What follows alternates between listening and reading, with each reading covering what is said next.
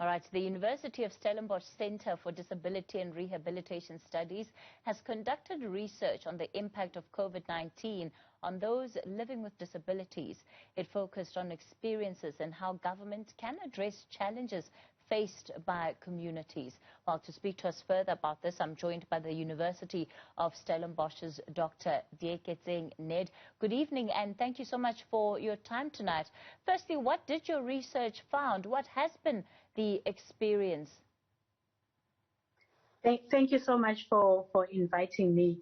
Our research actually found that the COVID-19 pandemic has actually exacerbated some of the already existing gaps and challenges in meeting the needs of people with disabilities.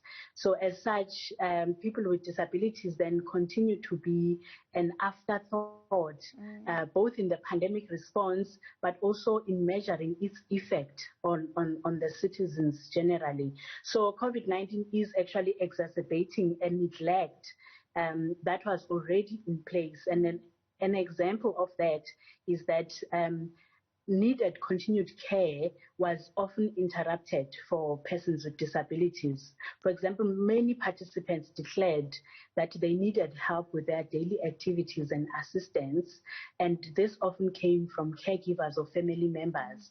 But this support was then interrupted by the COVID-19 pandemic, and much of the interruption of continued care, mainly from personal assistance, for instance, was influenced by the restricted travel methods.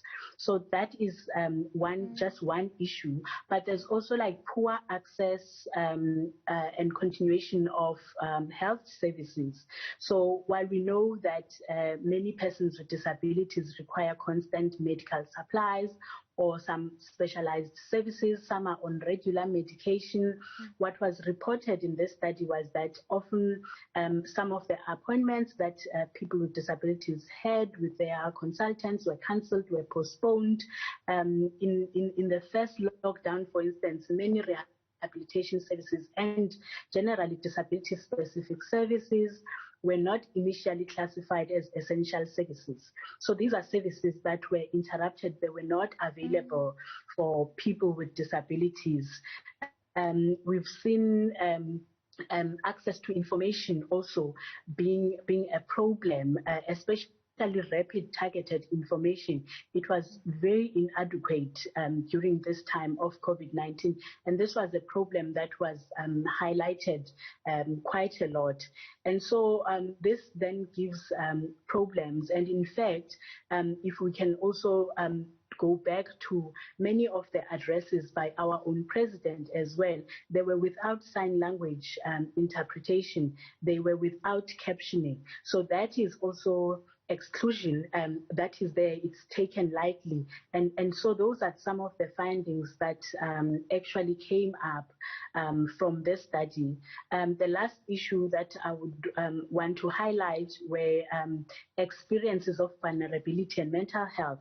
So a majority of respondents shared fears, anxiety, and worry about themselves or their family members or caregivers contracting the virus, and what would then happen when that happens, because given the poor access to information, they were worried about what steps do they need to follow. Are they going to be able to access services?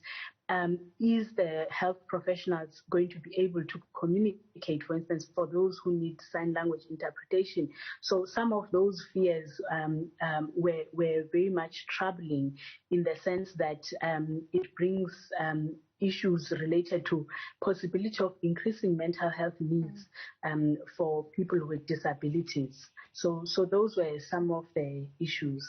Dr. Ned, let me thank you so much for your time tonight on News at Prime, really painting a picture for us there. She's with the University of Stellenbosch, and it highlights the extent to which people living with disability continue to be on the fringes, and as far as policy making is concerned, and the extent to which they are affected by some of the decisions that are made by government, including during a period such as the lockdown. So thank you so much for coming on to the show tonight.